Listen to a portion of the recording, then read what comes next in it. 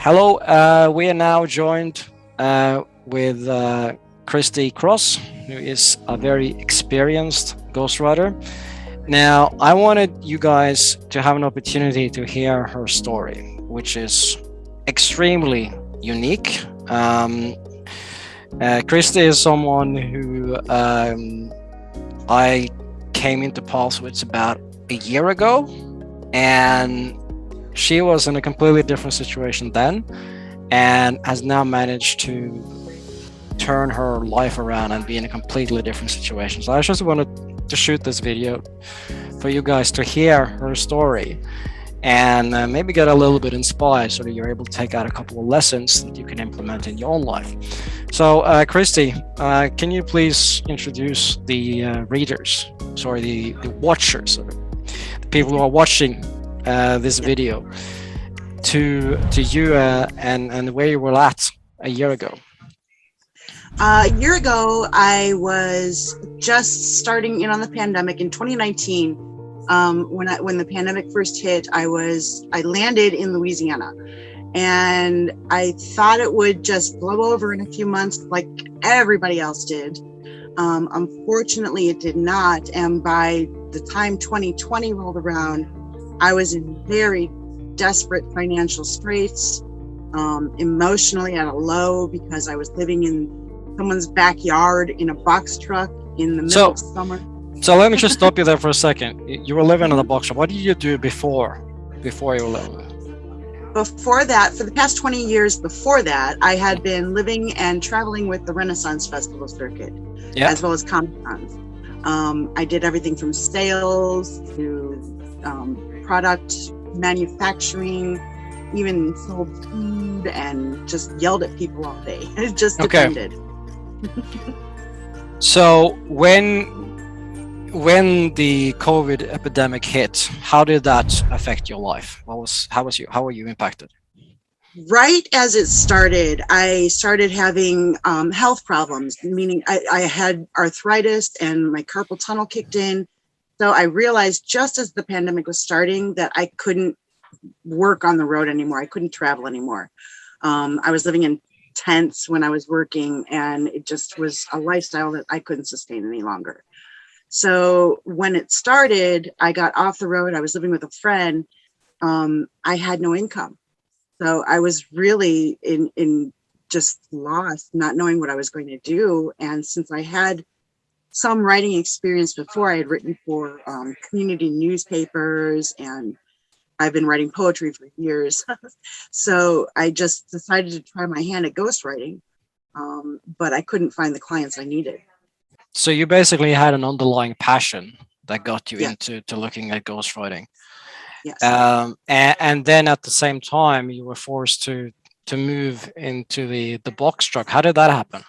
My friend that I actually started off inside in a trailer, but the room I was renting was needed by animals.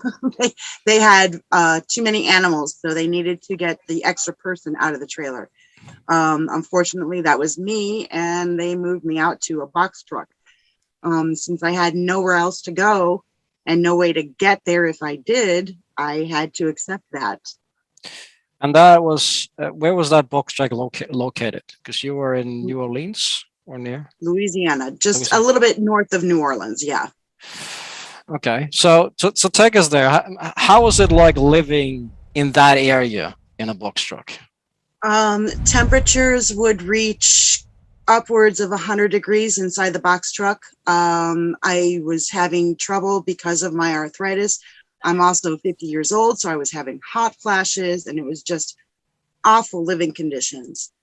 Like I said, the conditions themselves, plus my health issues, not being able to work with the Renaissance festivals, it created a whole spiral of depression and just despair that I didn't know how to get out of. And since I was a writer already, I decided that I would take my therapy basically and try and make some money with it. So I turned to writing to make a living.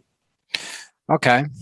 So You were there living in a box truck. I mean, being in your case a single woman Yeah, living where you were living. How was that experience? it was awful. The area I was in was not very accepting of older single women with kind of a free lifestyle like me. So I didn't have any friends in the area. I had no transportation because I couldn't renew my driver's license. All the government offices were closed, so I couldn't get my birth certificate even. I was literally stuck because I wasn't making any money. I couldn't even move out of the place I was in, and so miserable that I was literally just stuck there. And it was. I Sorry, go on. Go ahead. Sorry. Was it your box truck? It it was at one time. Then I sold it, and it was rented back to me. So Okay, so you were living in a rented box truck. right. So It didn't move. The engine was dead. So the box truck was literally just a box in someone's backyard. okay, so that happened, and then I reached out to you. Must be nearly a year ago, and I Yes. suggested we can do a campaign doing outreach. And you you started having conversations with people. So tell us about that experience. How was that like when you first got started with speaking to potential clients? Before I started working with you, I really had no idea how to go through. I mean, I have been a salesperson for a lot of years, but I didn't know how to do it through electronic form, through LinkedIn or something like that. I was used to talking to people face to face, so my skills in the electronic department were just lacking. I didn't know how to do a LinkedIn profile. There's a funny story. Mhm. And I really just didn't know how to go do the back and forth messaging that needs to take place in order to get yourself those good clients. So for the education of the viewer, Excuse what we did is we did outreach over LinkedIn to speakers, consultants, business owners, people who might be interested in having a book done. And you were very diligent. I remember very early in being active and replying quickly. How did you find that experience? I loved it. Every suggestion you gave, even hinted at, I wrote down and treated as a Bible. I just did everything you told me to do, and it worked out perfectly. I couldn't ask for a better tutor, mentor.